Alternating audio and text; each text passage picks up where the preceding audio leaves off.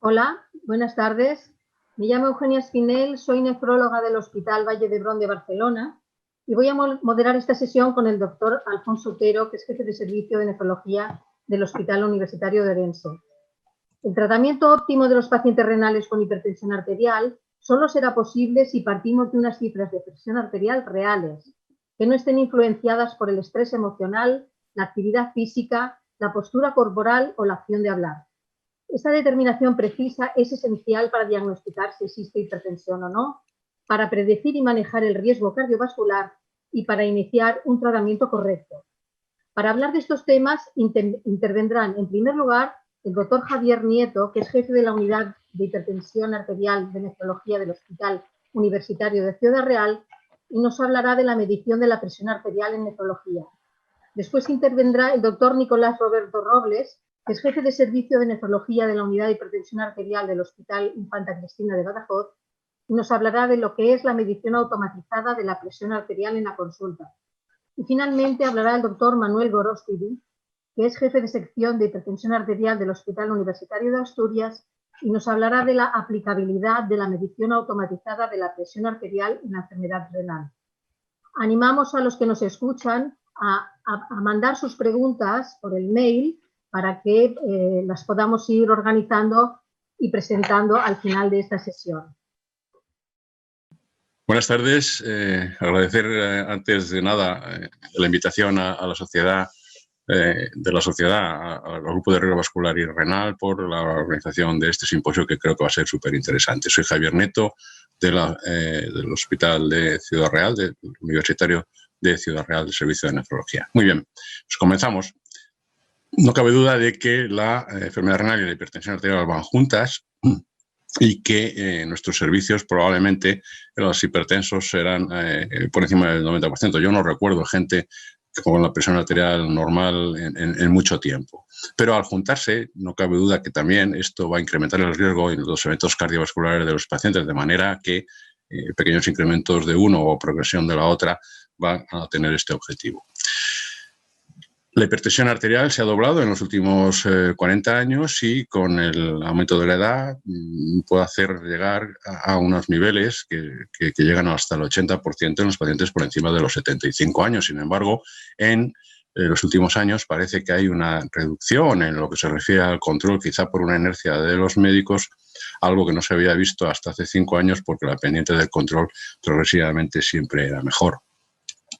Y en lo que se refiere a la progresión de la enfermedad renal, no solo a la enfermedad renal, en lo que se refiere a disminución del filtrado glomerular, sino a la progresión de la proteinuria, ya que es una variable continua y desde niveles por debajo de los 30 miligramos va incrementando el riesgo progresivo de eventos cardiovasculares y en este caso, como vemos aquí, de mortalidad cardiovascular. Las guías no han llegado a un acuerdo, quizá el estudio SPRINT tenga parte de la culpa a la hora de un consenso de presiones arteriales objetivo en los pacientes con enfermedad renal. Y esto puede condicionar problemas a la hora de evaluar y de tratamiento desde el punto de vista de que los médicos no vamos a lo mejor a utilizar las guías por esta discrepancia, o podemos utilizar objetivos que no sean reales o que no sean los adecuados. La hipertensión arterial es un factor de riesgo claro en lo que es la progresión. Aquí tenemos un estudio que es el CRIC a 9 años, en lo que se valoró durante 3 años el estado de la función renal y luego la evolución de acuerdo a los factores de riesgo. Y la hipertensión sistólica, ya sea en diabéticos, no diabéticos, ya sea con proteinuria o sin proteinuria, va a modificar esa evolución, en este caso, en lo que se refiere a la pendiente de evolución o de disminución del filtrado glomerular. Y esto se va a hacer ya con presiones arteriales por encima de 120. Los pacientes entre 120 y 139 van a modificar esta evolución o esta pendiente y van a tener más eventos desde la basal y en la evolución van a mantener esta situación. Incluso esta modificación o modificación en lo que se refiere a la evolución en la pendiente puede incrementar el riesgo de muerte y el riesgo de eventos cardiovasculares si se incrementa la reducción o la disminución del filtrado glomerular en lo que se refiere a mililitros minuto año, de forma muy clara. También hay que decir que para evaluar la incidencia de enfermedad renal crónica, en este caso de estadios de 3 a 5, están apareciendo ahora diversos trabajos en los que, con una muestra poblacional importante, como en este caso más de 10 millones de pacientes, se evalúa y con función renal normal durante la evolución, dependiendo del grado de presión arterial, la aparición de enfermedad renal, en este caso estadio 3 o 5. Y se puede ver tanto de condiciones basales, dependiendo de las cifras de presión arterial, como en la evolución a lo largo del tiempo de seguimiento, modificado de 10 en 10 milímetros de mercurio, como de una manera clara a partir de la cifra de referencia, en este caso de 120 a 129, se incrementa de una manera evidente la incidencia de enfermedad renal crónica. Aquí es lo que podemos hacer entonces con la presión arterial, o cómo podemos medirla. No voy a hablar más que básicamente de presión arterial ambulatoria, dado que el resto, me imagino que el resto de los ponentes de la mesa hablarán de ella. Y tampoco voy a hablar de la presión arterial central, dado que está limitada su uso. No todos los servicios de nefrología tienen los dispositivos para poder utilizarla. También en este caso, en lo que se refiere a la presión arterial ambulatoria, hay discrepancias en lo que se dice a las guías, de manera que los objetivos de presión arterial para la medida ambulatoria, el MAPA, también son diferentes, como se puede ver aquí. Y no solo en lo que se refiere al trazado nocturno, con la disminución fisiológica durante la noche, que sabemos ya que altera o que produce lesión del órgano diana y que va a modificar y a incrementar el riesgo de progresión de la enfermedad renal y el riesgo de aparición de eventos cardiovasculares, sino que dependiendo del grado de control, ya sea con la presión ambulatoria, de monitorización ambulatoria con el MAPA, además de con el grado de control de la presión arterial en la clínica, obtendremos diferentes patrones que podéis ver aquí, que ya son conocidos por todos, tanto en hipertensión no tratada, que está en este caso a la izquierda, como en hipertensión tratada a la derecha. El ilustre ponente que tenemos en la mesa es el que patrocina o primer firmante de este trabajo del grupo de la Sociedad Española de Hipertensión Arterial, de MAPA, de hipertensión arterial, en el que se valoró crear claramente cómo, en este caso, la clasificación de los pacientes utilizando MAPA y medición en la clínica era diferente, y hasta un tercio de estos pacientes estaba fuera de su sitio, de manera que algunos estaban infravalorados desde el punto de vista de la presión arterial en clínica y otros sobrevalorados, y el MAPA los llegó a poner en su sitio, pero hasta un tercio es una cosa importante. Afortunadamente, muchos de ellos tenían presión arterial normal. Este es el grupo de pacientes de enfermedad renal y como veis, estaba aquí hace unos años en más de 5.000 pacientes. Y no solo eso, sino que la presión arterial ambulatoria, en este caso el MAPA, es capaz de clasificar mucho mejor a los pacientes desde el punto de vista del riesgo vascular, concretamente aquí pacientes en diálisis y como riesgo vascular, en este caso, pues todas las causas de mortalidad.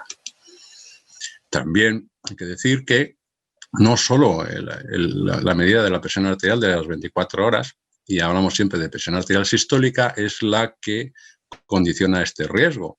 Cuando dividimos o separamos la presión arterial en descanso y la presión arterial en actividad, podemos hablar de que incluso aquí, como podéis en la línea de abajo, la evolución, en este caso a la muerte renal o a la enfermedad renal terminal o al tratamiento renal sustitutivo, solo y exclusivamente con que no se lleguemos al objetivo de presión arterial nocturna, es capaz de multiplicar el riesgo hasta por 2. Y aquí también podemos ver que tanto la presión arterial sistólica de 24 horas como la de la noche son capaces de clasificar mucho mejor a los pacientes en cuanto al riesgo de eventos cardiovasculares o incluso de mortalidad cardiovascular, y cuando se juntan las dos, el riesgo se multiplica de una manera evidente. En cuanto a la En cuanto a la presión arterial de bata blanca, también decir que lo que se creía es que la hipertensión de bata blanca prácticamente no tiene riesgo. Empezaron a aparecer algunos estudios en los que incrementaban levemente el riesgo, pero aquí se puede ver cómo en estos pacientes ya con enfermedad renal y enfermedad renal que están en el estadio 3A, seguimiento a 6 años, el evento objetivo o el evento acumulado o la incidencia acumulada de este evento, que es el tratamiento renal sustitutivo, se incrementa de forma significativa en los pacientes, que es la línea roja, que tienen hipertensión de bata blanca. Por supuesto que lo hacen en la hipertensión mantenida, que es la marrón, y lo hacen también en la hipertensión enmascarada. Y esto es independiente y también se valora independiente de los criterios que hayamos utilizado, ya sea 140-90 o 130-80 para la presión arterial en clínica. También hay que decir que en la hipertensión enmascarada se puede dividir dividir en diferentes definiciones dependiendo de también si la presión arterial es de las dos grupos, de la mañana y de la noche, en el cuyo caso el riesgo de eventos cardiovasculares será mayor, pero también si es solo el día o si es solo en la noche, independientemente de la otra, pues también puede incrementar el riesgo de una manera clara. Y sabemos que la hipertensión enmascarada es prevalente en la enfermedad renal.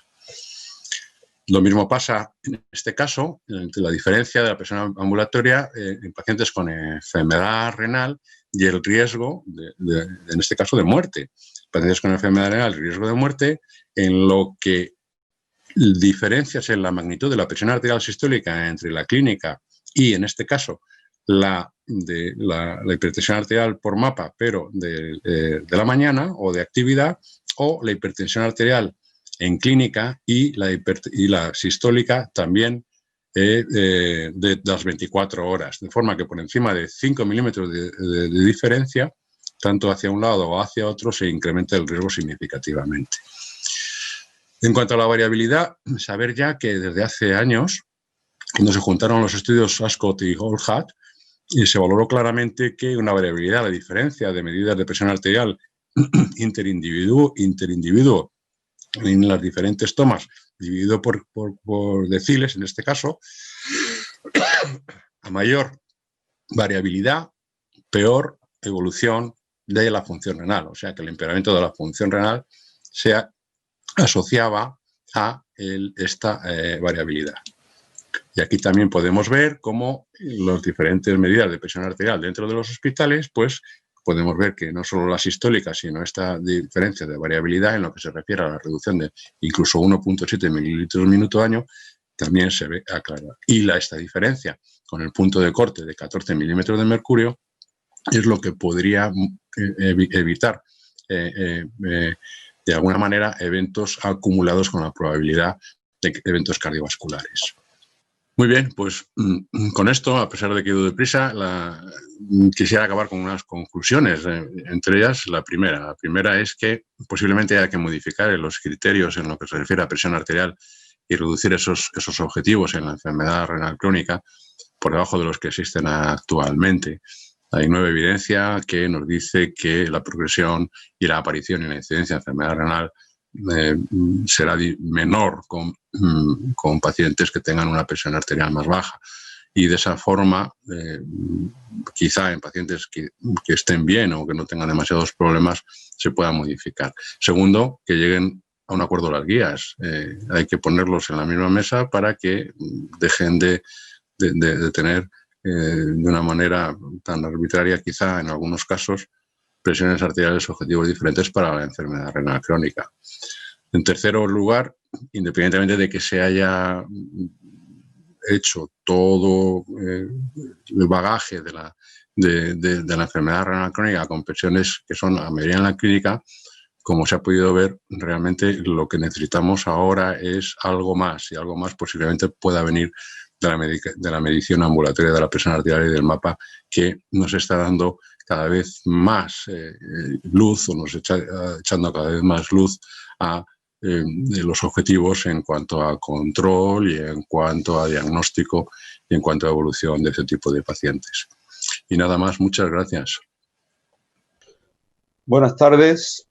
Hoy estamos en un seminario sobre las técnicas de medición de la presión arterial. Tengo que agradecer a la Sociedad Española de Nefrología que haya considerado interesante para la formación de sus miembros. Y mi tarea en particular dentro de este seminario, con un tiempo muy cortito, es hablar de qué es la medición automática de la presión arterial en consulta. Probablemente muchos de ustedes no han oído hablar de este tema. Ahora intentaré darle las pinceladas más importantes de a qué se refiere. Si recuerdan, antiguamente la decisión si era un paciente era hipertenso o no era hipertenso era una condición binaria. Simplemente decidíamos si tenía tensión alta o no la tenía, con más o menos seguridad de los sistemas de medición. Posteriormente, gracias al desarrollo de las mapas esencialmente, pues pasamos a clasificarlos en 4 tipos. Los que, como ven en la gráfica, son realmente normotensos. Los que son hipertensos, pero solamente cuando se ponen nerviosos, cuando están en consulta, que es lo que se pone abajo en amarillo como hipertensión de bata blanca. Luego hay una cosa muchísimo más peligrosa, que son aquellos que al revés, que esto es, la gente no lo entiende, pero es tan habitual como lo otro, que es la posibilidad de que los pacientes se tranquilicen cuando están en la consulta. Eso es lo que se habla de hipertensión enmascarada. Y por último, tenemos a los pacientes que realmente son hipertensos, los que estarían abajo en rojo. Para distinguir estas características se han utilizado diversos sistemas. Como ya decía, la más frecuente es la MAPA. También utilizamos la MAPA, la automedición en consulta. Y posteriormente, en unos 10, 15 años aproximadamente, en Canadá se inventaron un sistema diferente, que es la medición automatizada de presión arterial en consulta. Esto consiste en dejar al paciente solo con un aparato que mide automáticamente 3 veces sin que el paciente tenga que hacer nada. Se tardan aproximadamente unos 5 o 6 minutos en hacer la medición, dependiendo de cuánto tiempo separen ustedes las mediciones. Como tal, en Canadá lo pueden utilizar un 25% de los médicos, lo cual ya es un porcentaje bastante alto, aunque en España la verdad es que no ha tenido, y en Europa en general no ha tenido demasiado éxito hasta ahora. Lo que pasa es que, como verán después, a consecuencia del estudio SPRINT, esta técnica de medición se hizo bastante conocida. Y es a partir de ahí donde ha ganado cierta popularidad e incluso cierto mercado. Y por eso creemos que es importante que conozcan ustedes en qué consiste esencialmente y en qué se diferencia sobre todo de la automedición de presión arterial, de la AMPA. Si miramos los publicados, pues hay muchos estudios que sugieren que esta es una forma valorable o utilizable de medición. Yo voy a utilizar la expresión AMPAC. Hay compañeros que dicen AMPAC, pero yo creo que eso se confunde más con la AMPA y por eso marco mucho la C, AMPAC, en el final.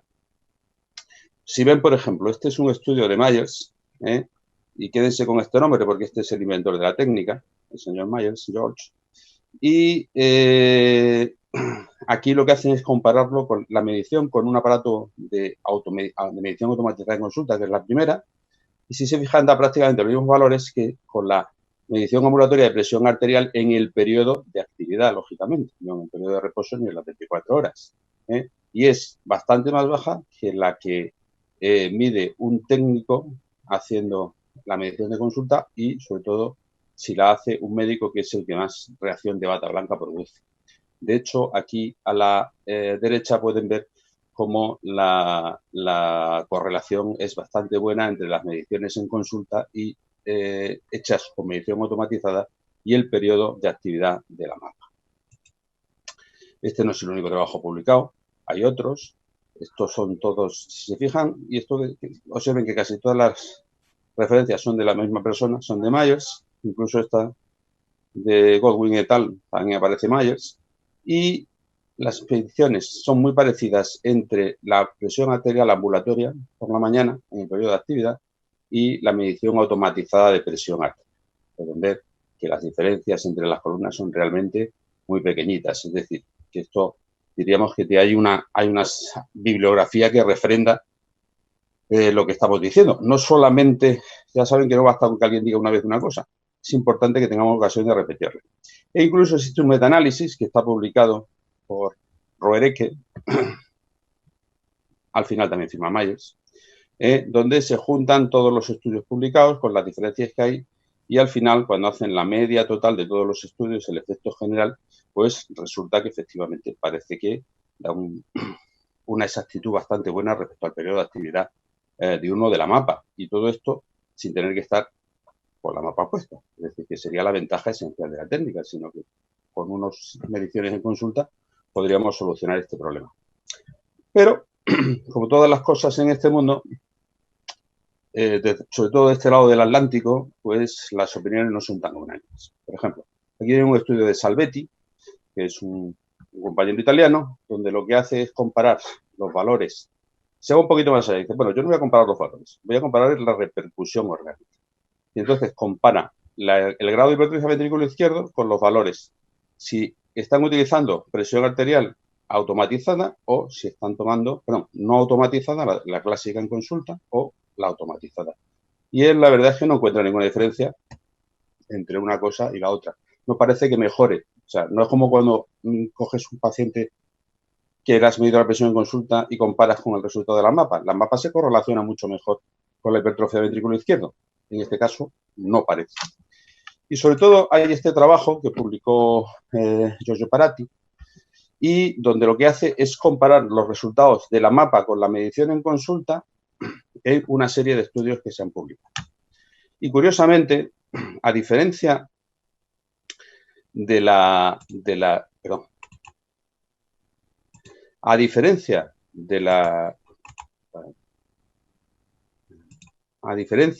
los estudios publicados, donde casi siempre la mapa la presión arterial en consulta da mucho más alta que la mapa, lo pueden ver ustedes aquí, salvo en alguno como es el ASCOT o el HOT, prácticamente no hay diferencia.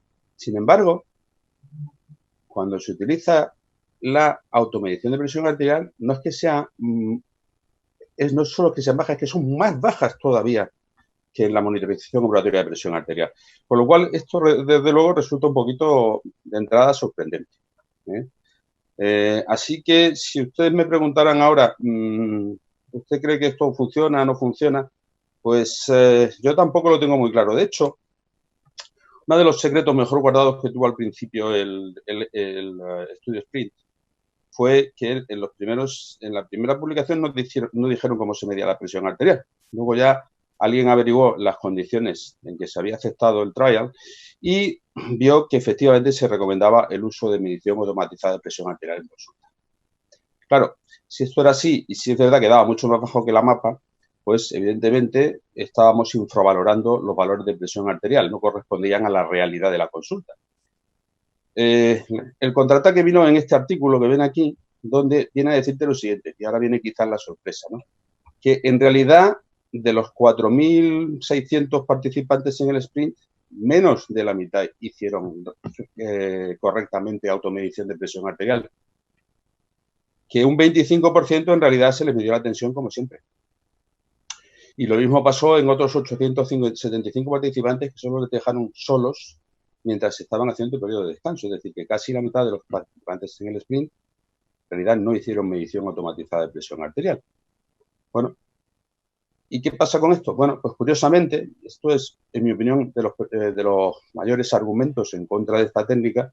Observen que si hiciera como se hiciera la medición, los valores fueron siempre los mismos. Y yo me pregunto, si no tendrían que haber sido mejores, más bajas las presiones cuando se utilizó la medición automatizada de presión arterial. Bueno, pues esto es una cosa que podemos discutir luego posteriormente. Hay que señalar que la técnica como tal tiene limitaciones. Es necesario disponer de un local tranquilo, cercano a la consulta, no siempre lo tendremos. Perdón, se ha corrido y yo no he hecho nada, solamente se puede utilizar un paciente cada vez, es decir, que hay que tener una persona dedicada nada más que a eso. Y por último, se necesitan además dispositivos especiales para la técnica. Los tres más utilizados son estos que ven aquí, el TrueBP, que es el primero que se utilizó, que es el que se diseñó en Canadá, el Watch Life de Microlife y el Onron 903, que es el que se utilizó en el sprint. Ya les advierto que estos dispositivos están del orden de los 600 euros para arriba, no son aparatos de medición normales. Pero claro, tiene una limitación también muy gorda, y es el hecho de que, desde luego, no nos dice cuál es la presión arterial sistólica ni diastólica por noche. Y si recuerdan los resultados del CCU, los pacientes que tienen la presión, la medición que mejor se correlaciona con la presión, con la mortalidad cardiovascular, es la presión arterial nocturna, la que va en rojo en la gráfica. Y la que peor se correlaciona es la convencional. Y luego, después de esta, sería la medición durante los periodos de actividad. Y esta en azul serían las 24 horas. O sea, que en el mejor de los casos estaríamos probablemente en este grado de sensibilidad. Seguiríamos perdiendo una información importante que nos da la mapa, que es la presión arterial por narcosis.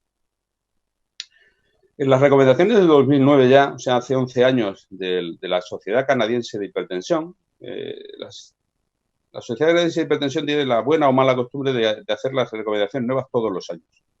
Quizás sea un poquito excesivo, aunque también retrasarse mucho no es demasiado bueno. Y fíjense que en el punto 3 de medición segura de la presión arterial dice la medición automatizada de presión arterial puede ser usada para la medición de la presión en consulta, pero con un grado de evidencia bastante bajito, es un grado D, no se vayan a creer que es muy corto. Y de hecho, en las últimas que han salido, que son estas de 2020, cuando te dice que estudies la posibilidad de un fenómeno de bata blanca o de un fenómeno de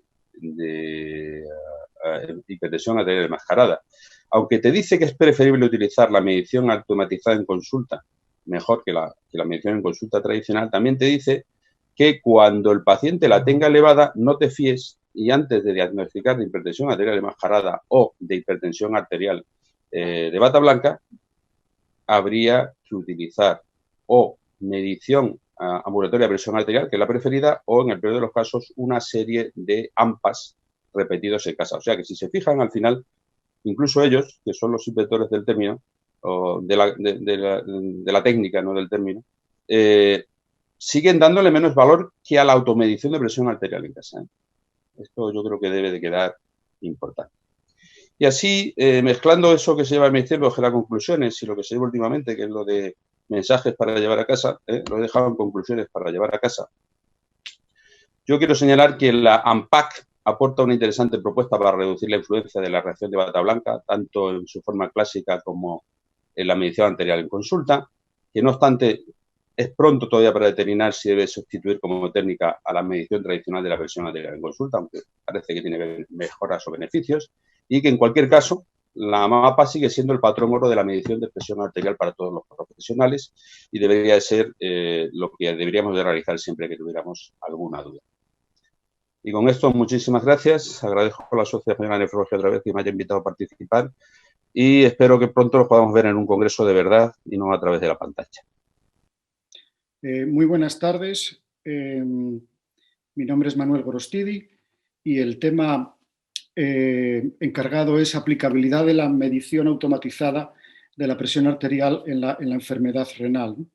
Lo primero que quería es agradecer a la organización del Congreso y a la Sociedad Española de Nefrología la invitación para esta ponencia y también quería hacer un agradecimiento porque intuyo que varios miembros, si no todos, compañeros de la mesa han participado en el diseño de esta sesión y personalizar en Roberto Robles este agradecimiento que fue el que nos contactó para esta sesión. No tengo conflicto de interés en relación con esta presentación y voy a empezarla por el final, avanzando mis conclusiones, poniendo, digamos, las cartas boca arriba de lo que voy a defender. Mis conclusiones serán que la medición automatizada de la presión arterial puede optimizar, probablemente optimice mucho, la medida de la presión arterial en la consulta, la medición de la presión arterial clínica. Pero que esta técnica no debe sustituir a la medición de la presión arterial ambulatoria, a la automedida, AMPA, o a la monitorización ambulatoria de la presión arterial. El asunto es este que conocen todos ustedes. Nosotros tenemos la suerte de tener una consulta de enfermería adyacente a nuestras consultas externas y hacer una medición de la presión arterial clínica en unas circunstancias probablemente bastante óptimas, ¿no? Pero el asunto está en que siempre que vemos, por ejemplo, unas cifras de presión arterial como esas, nos entra la duda si será verdad, si ese paciente estará mal controlado o si será una situación de bata blanca. Esta pregunta nos la hemos hecho con frecuencia en estos últimos años, ¿no? Por contra, igual esta pregunta nos la hemos hecho menos. Si esa es la presión arterial de nuestro paciente, nos planteamos si puede ser un caso de hipertensión arterial enmascarada, si esa medida también puede ser errónea, no reflejar la presión arterial real del paciente, ¿no? Estas son las dos situaciones que nos planteamos, ¿no? En estos últimos 15 o 20 años hemos aprendido mucho sobre presión arterial ambulatoria y la comparación con la presión arterial clínica, y hemos aprendido que se han descrito estos 4 fenotipos de hipertensión arterial en los pacientes, según estén controlados o no en la consulta, según estén controlados o no con la medida de presión arterial ambulatoria, ¿no? Y así hemos ido aprendiendo que hay situaciones donde midamos la presión arterial como la midamos, la situación concuerda, acertamos, control concordante, ese cuadro que ven en esta parte de la figura más rosa, o una falta de control concordante. En estas situaciones, la presión arterial en la consulta y la presión arterial ambulatoria concuerdan en la apreciación de la situación del paciente. Y sin embargo, hay otras 2 situaciones donde, si solo medimos presión arterial en la consulta, no acertamos. Una es más famosa, vamos a decirlo así, porque parece más prevalente, es la hipertensión de bata blanca. Presión arterial en la consulta elevada y, sin embargo, presión arterial ambulatoria dentro de la normalidad. Y luego está esta otra situación, señalada en el área de color violeta, que es la hipertensión arterial enmascarada. Y es donde me voy a centrar para defender sobre todo que la medida automatizada en la consulta no puede sustituir a la automedida ambulatoria o a la monitorización ambulatoria. Como ven, es una especie de regla de 2/3, 1/3, es decir, en 2/3 de las situaciones acertamos y, sin embargo, en 1 de cada 3 pacientes no acertamos en clasificarlo bien si solo medimos presión arterial en la consulta. Estos son datos nuestros también, ya veteranos, de la publicación de American Journal of Kidney Disease de 2013, de pacientes con enfermedad renal. Como ven, las áreas, se estudie la cohorte que se estudie, la imagen es muy parecida, ¿no? Siempre predomina la falta de control, en el caso de los enfermos renales, con mayor prevalencia que igual en otras situaciones, pese a que están recibiendo mucho tratamiento, y ven pues que si echan cuentas, en 2/3 de las situaciones, si medimos presión arterial en la consulta, acertaríamos en clasificar a los pacientes, pero en 1/3, en 1 de cada 3 pacientes, volveríamos a fallar en su clasificación, ¿no? Cuando se observa esta imagen, que ya le digo que se reproduce, estudiese la serie que se estudie, la hipertensión arterial enmascarada parece un problema menor, es el cuadrito más pequeño, la prevalencia más pequeña, ¿no? Sin embargo, venimos insistiendo todos estos años que el problema de la hipertensión enmascarada hay que verlo así, hay que buscarlo en los pacientes en los que están controlados. Y entonces ahí la prevalencia cambia mucho. De tal forma que, por ejemplo, cuando vemos la prevalencia de bata blanca entre los pacientes que están hipertensos en la consulta, la prevalencia pues aumenta un poquito, pero tampoco una cosa muy exagerada. Y sin embargo, si estudiamos la prevalencia de hipertensión arterial enmascarada únicamente en los pacientes que están controlados en la consulta, ahí aparece en este caso un 32%, ¿no? Como si se repitiera la regla esa de los tercios. En 1/3 de los pacientes que están controlados en la consulta, ambulatoriamente no lo están. las probabilidades son altas. Es decir, cuando nos planteamos esas dudas sobre qué probabilidad hay de que la situación de arriba sea una bata blanca, la situación de abajo sea una hipertensión enmascarada, ya ven que a priori las posibilidades son altas, pero es que además hemos descrito un continuo de esta situación. Estos son esos mismos pacientes ordenados según tenían presión arterial en la consulta desde niveles óptimos, y ven los distintos grupos hasta pacientes que están muy hipertensos, y en esta parte de la gráfica que voy a señalar, en los casos donde la presión arterial en la consulta está normal, aparecen, esa parte más oscura de las barras, un porcentaje nada desdeñable de pacientes que ambulatoriamente están hipertensos y que son hipertensos enmascarados. Por contra, y en el otro extremo se reproduce el fenómeno. En este caso son pacientes muy hipertensos en la consulta y que sin embargo ambulatoriamente están controlados, tienen fenómeno de bata blanca. Ven que es un continuo, de tal forma que incluso en niveles muy bajos de presión arterial en la consulta, muy óptimos, hay hipertensión enmascarada, igual que hay hipertensión de bata blanca en pacientes con hipertensión grado 3, ¿no? Las cifras que hemos hecho revisiones sistemáticas se reproducen en una y otra series. Esta fue una revisión sistemática de pacientes con hipertensión arterial enmascarada, y ven que las prevalencias pues varían un poco dependiendo de la serie, la metodología, etcétera, pero bueno, ahí está, 15 al 30% de los pacientes que están controlados en las consultas tienen hipertensión arterial enmascarada. Y de nuestros pacientes también, de nuestros pacientes con enfermedad renal, la prevalencia de hipertensión enmascarada ofrece cifras muy importantes, ¿no? Entonces, ¿qué dicen las guías sobre esta técnica de medida automatizada en la consulta? Ven ahí la nomenclatura que se utiliza en inglés: automatizada o no atendida, ¿no?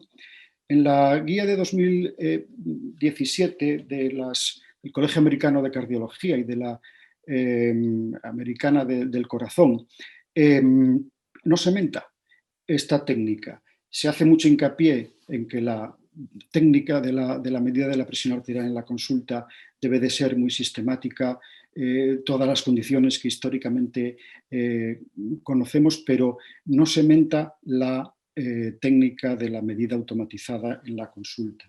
En la guía europea sí hay un apartado para lo que denominan presión arterial en la consulta, medida de la presión arterial en la consulta no atendida, y enumeran una serie de ventajas que pueden ver resumidas ahí: mejor reproducibilidad, el efecto de bata blanca se reduce, incluso añaden que se eliminan, yo esto tengo muchas dudas, que ofrece unos valores muy similares a los del periodo diurno de la mapa o de la monitorización en casa, y que la medida convencional en la consulta puede ser hasta 15 milímetros de mercurio más elevada que los niveles que se obtienen en la técnica no atendida, ¿no? También reconocen sus limitaciones, ¿no? La practicabilidad, si se puede decir esta palabra, de su empleo en la clínica diaria está cuestionable. Hace falta una infraestructura determinada, y luego sobre todo que hay evidencias limitadas sobre el valor pronóstico de esta técnica frente a la clásica, las medidas de la presión arterial, bien en la consulta o bien con la mapa, ¿no? ¿Qué van a decir las guías que estamos a punto de conocer, KDIGO, sobre presión arterial en la enfermedad renal crónica, ¿no? No seré yo el que revele, porque saben que esto estuvo en revisión pública hace unos meses, y se pedía que no se relevara, pero no se revelara. Pero estas guías van a reconocer la importancia de la medida automatizada, la medida no presenciada, como optimización de la valoración de la presión arterial en la clínica, pero no van a dejar de lado de la recomendación muy fuerte de conocer la presión arterial ambulatoria de nuestros pacientes, ¿no? Con lo cual voy terminando y me gustaría introducir otro aspecto fundamentalmente para el debate con mis compañeros o con el público, ¿no?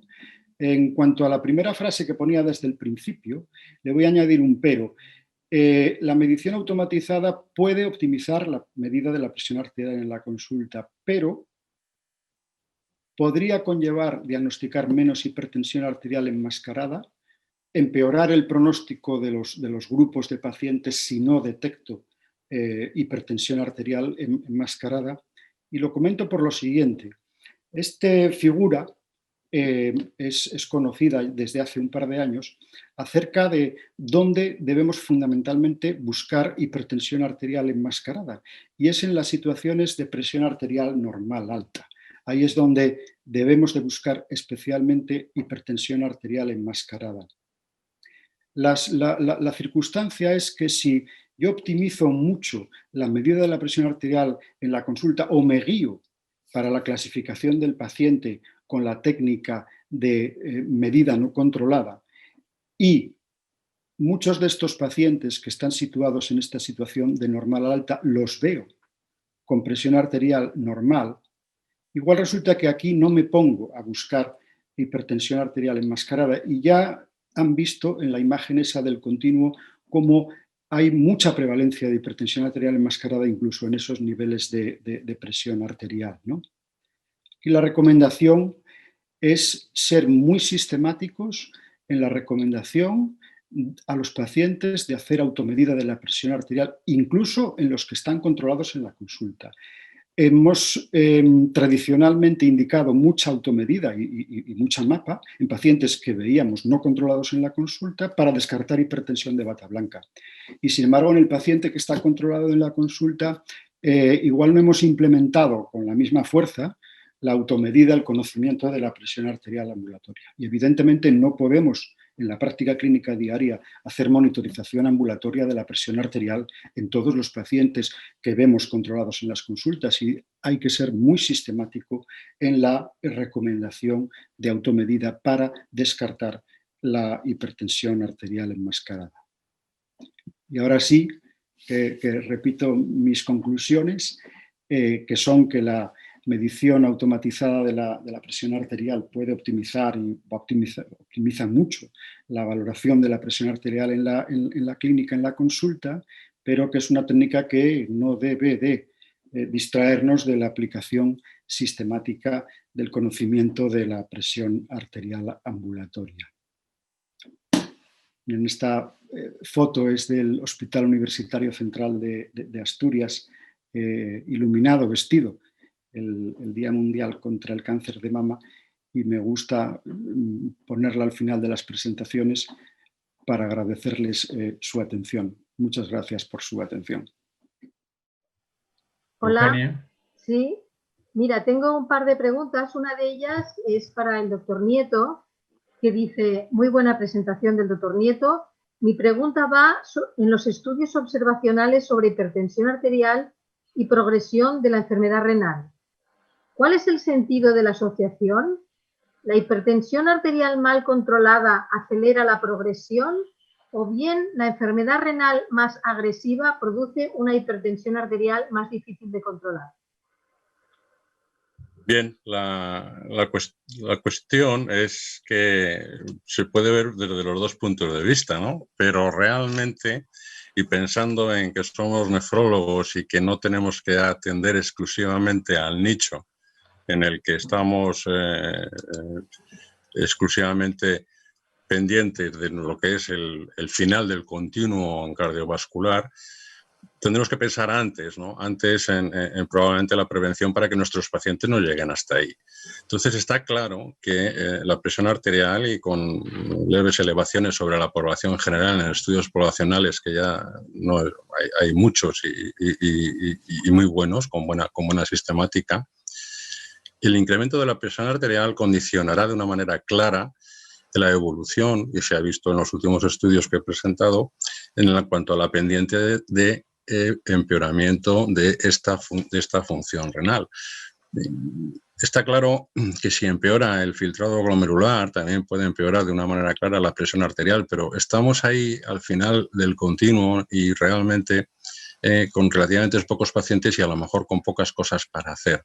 No quiere decir que no se tenga que valorar eso, pero probablemente sea mucho más importante un control de presión arterial anterior que evitará esa progresión, no solo desde el punto de vista cardiovascular, sino, como ya se ha dicho en esta reunión, desde el punto de vista reno-cardiovascular. Y está claro que incrementos relativamente pequeños a partir de 120-130 milímetros de mercurio de presión sistólica van a condicionar progresión en la enfermedad renal en un buen número de pacientes que llegan pues seguramente a más del 15-20%. Vale. Luego tengo otra pregunta que es una pregunta-comentario y sería para el doctor Robles y para el doctor Gorostidi, ¿no? Y dice lo siguiente: en cuanto a los diferentes tipos de medidas de presión arterial, han de usarse todas. Comparar unas con otras nos sirve para ensayos clínicos, valorar el riesgo vascular y otros numerosos datos valiosos. Pero al menos AMPA y MAPA no son excluyentes, a menos que realicemos MAPA a nuestros pacientes periódicamente, lo cual es poco viable. En resumen, MAPA a todo paciente hipertenso al menos una vez en la vida y AMPA siempre. El AMPA no es sustituido por MAPA ni AMPAC, puesto que mejora el cumplimiento terapéutico, y no olvidemos que la presión arterial varía con las estaciones en determinadas situaciones. Y solo con el AMPA podemos educar al paciente en aumentar, disminuir dosis de medicación, al igual que hacemos con los diabéticos y la insulina. No sé si piensan igual. ¿Puedo yo, Manolo? Sí, adelante, Roberto. Vamos a ver, yo creo que más que una pregunta, pues es un comentario, ¿no? Es un comentario al que se le pueden poner pocos peros. Realmente es así. Lo ideal sería poder hacer MAPA, y si no fuera por los inconvenientes para el paciente. No sé si el que hace la pregunta se ha puesto alguna vez un MAPA. Sí. O yo le puedo jurar que no es una cosa agradable. Más que nada, no es que yo me lo pusiera por necesidad, me lo puse para comprobar el primero que compramos que funcionaba, porque me daba vergüenza ponérselo a alguien y que no lo hubiéramos hecho bien.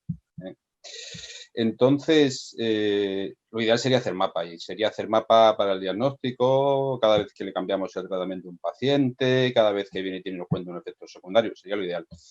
La AMPA tiene ventajas en ese sentido. Creo que tiene también algún problema. No es tan complicado hacer una AMPA como hacer una hemodiálisis domiciliaria, pero no todos los pacientes se adaptan al cómo hacer el AMPA correctamente. Y lo de modificar la medicación, pues esto es como todas las cosas. Algunos pacientes lo hacen muy bien, pero otros toman decisiones por su cuenta que a lo mejor nosotros no aprobamos. Así que esa parte de la AMPA, de la autocorrección, yo por lo menos siempre la he visto con muchas dudas, y lo sigo viendo con muchas dudas. No sé si el doctor Gorostidi opinará otra cosa. No, muy de acuerdo con la pregunta y muy de acuerdo contigo, Roberto. Vamos a ver. MAPA para el diagnóstico de hipertensión arterial. Yo creo que es fundamental.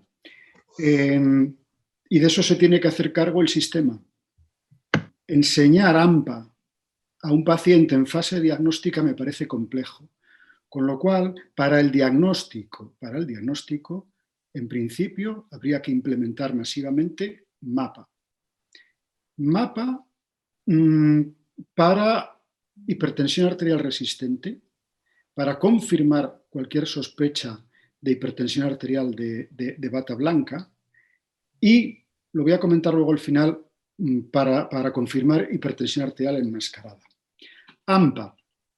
AMPA, desde las guías de AMPA de la Sociedad Europea de 2008, si no recuerdo mal, la primera línea es para todo paciente tratado. O sea, la indicación debe ser sistemática de AMPA para todo paciente tratado.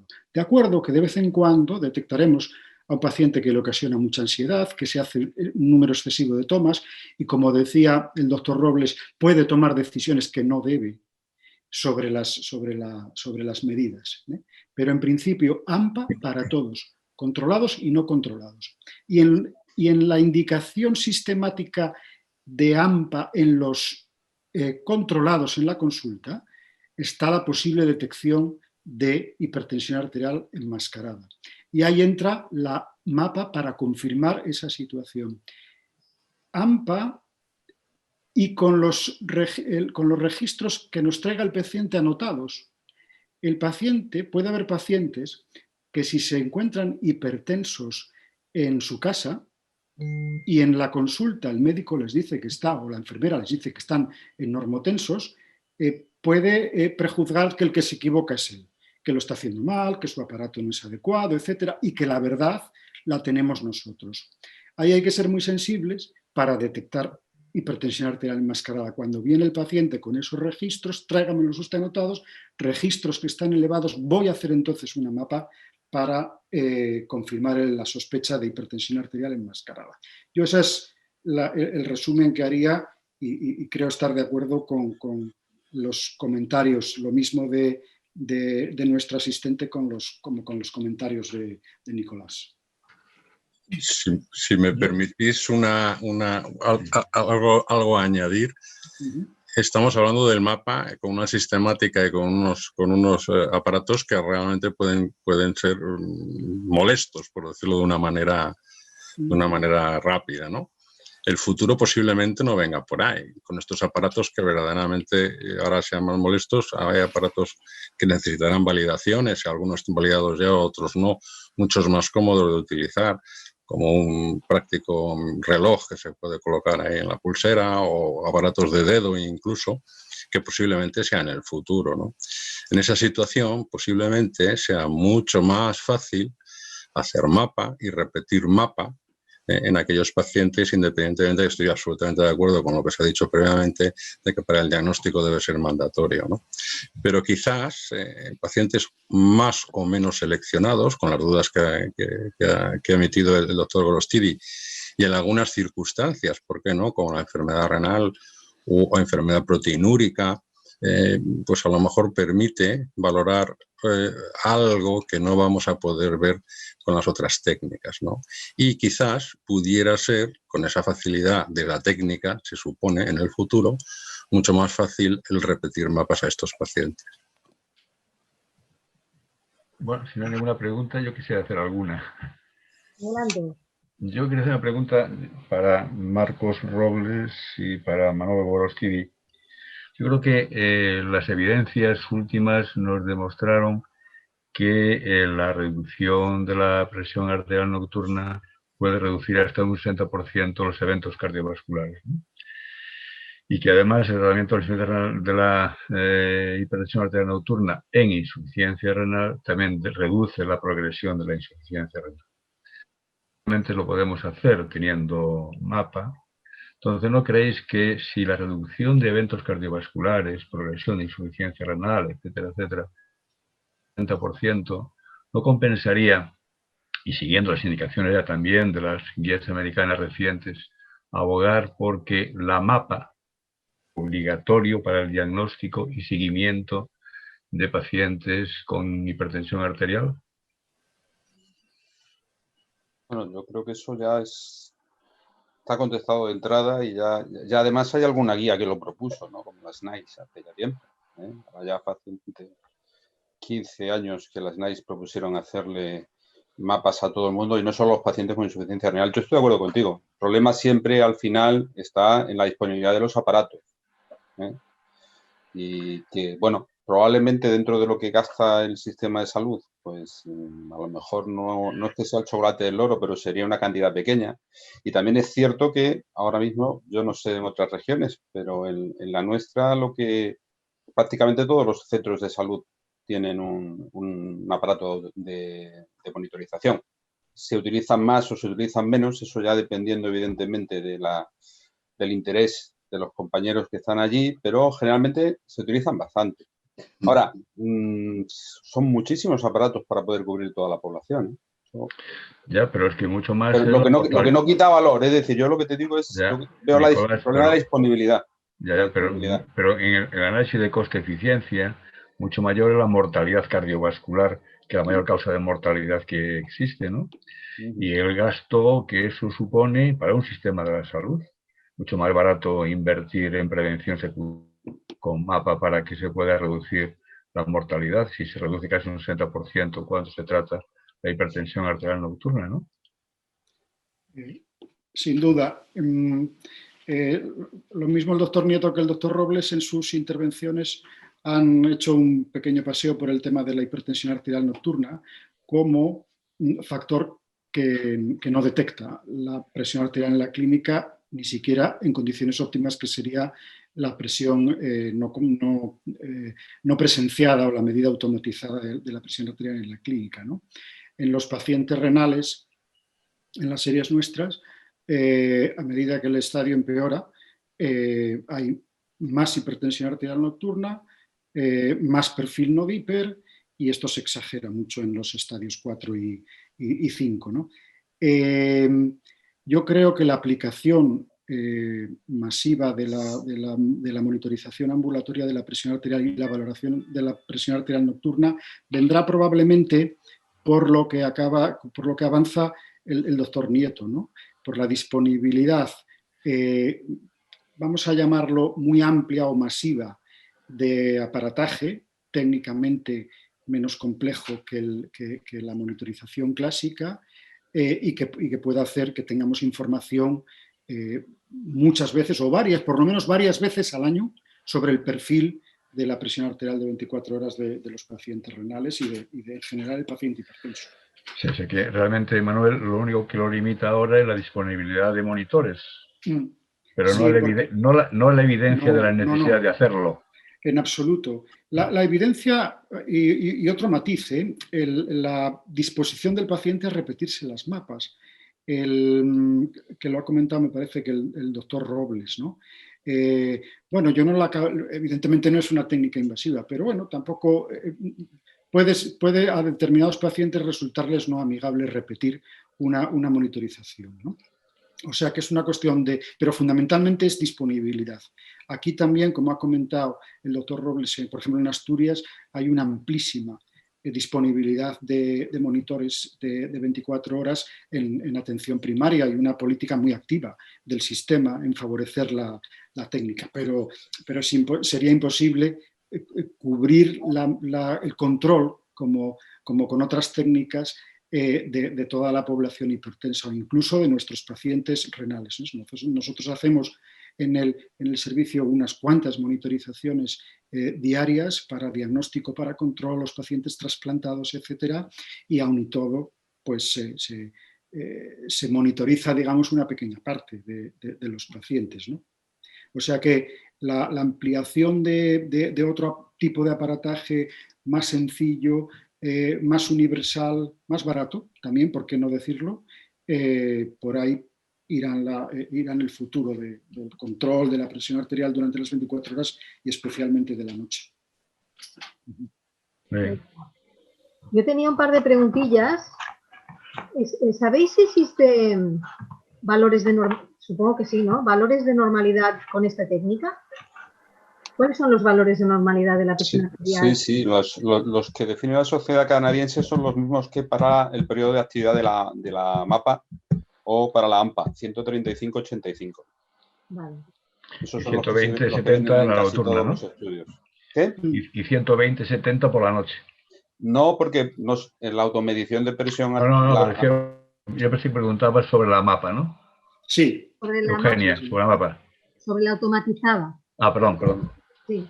Luego he estado viendo las pautas de medición de estos aparatos nuevos automáticos, y hay unos que miden 5 veces, el otro mide 3, el otro se espera 5 minutos, el otro se espera 2 minutos, el otro no se espera nada. ¿Hay alguna pauta ya recomendada para ver lo que tenemos que hacer cuando decidamos utilizar este mecanismo? Sí, pues creo que hay una pauta general en el que las automatizadas se separan solo y exclusivamente después de 3 mediciones y con el señor bien sentado, bien puesto en su habitación, etcétera, a oscuras, y puede ser con hilo musical, pues mejor todavía, con musiquilla de fondo, y bien colocado, aproximadamente, vamos, son tres determinaciones separadas, con 1 minuto es suficiente. Hay dispositivos que lo separan entre 1 y 2 minutos, pero con 1 minuto es suficiente de separación entre toma y toma. Algunos hablan de 2 mediciones, pero realmente lo que se recomienda son 3 mediciones, en la que la primera lógicamente se eliminará y se puede hacer la media de las dos últimas. Pero habitualmente suele ser así. No hay que esperar 5 minutos entre toma y toma, ni hay que esperar estar media hora en la habitación para terminar con las presiones arteriales tomadas. O sea que sencillamente es tres tomas, después de estar 5 minutos, lógicamente, sentado, separadas 1 o 2 minutos es suficiente. ¿Y el aparato elimina la primera y hace la media de las 2 restantes o lo has de hacer tú? No, el aparato hace la media en principio de las 3, pero tú se puede programar y automáticamente cogerte las 2 últimas para hacer la media. Por lo menos algunos de ellos lo pueden hacer, otros sin embargo te hacen la media de las 3, pero tú debes de eliminar siempre la primera. Vale, muy bien. Pues no sé si no hay más preguntas, que parece ser que ya no hay más preguntas en la web. Si queréis podemos despedir la reunión. Muy bien. Muy bien. Bien, pues muchas gracias a todos por la invitación, por veros y deseando veros en persona pronto a todos. Igualmente, Manuel. Y Nicolás, gracias a los asistentes y a los moderadores. Muy bien. Un abrazo. Gracias a todos.